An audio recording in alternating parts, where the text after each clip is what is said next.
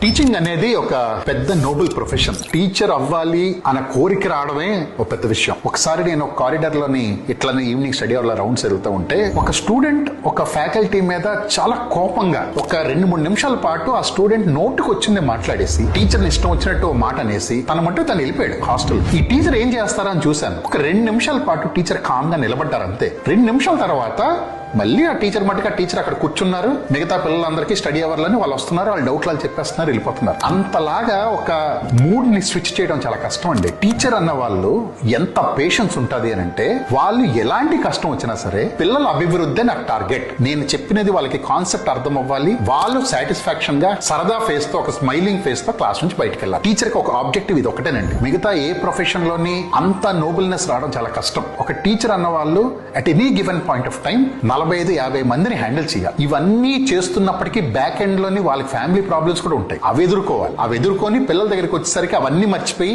అంత యాక్టివ్ గా మళ్ళీ అక్కడ ఉండాలి. అందుకే ఇన్ని దేవోభావాల్లో పాటు ఆచార్య దేవోభావాన్ని స్టార్ట్ చేశారు. టీచర్లు అన్న వాళ్ళు ఖచ్చితంగా రెస్పెక్ట్ అనేది ఖచ్చితంగా పొందడానికి సర్వ హక్కులు ఉంటాయి. అది ఇవ్వడం అనేది మనం ఇచ్చినా ఇవ్వకపోయినా టీచర్ నుంచి ఎటువంటి నెగిటివ్ అయితే రాదు. టీచర్స్ ని మనం గనక ఫాలో అయ్యి మన టీచర్స్ ని మనం బాగా చూసుకోగలిగితే లైఫ్ కి ఫుల్ గ్యారెంటీ.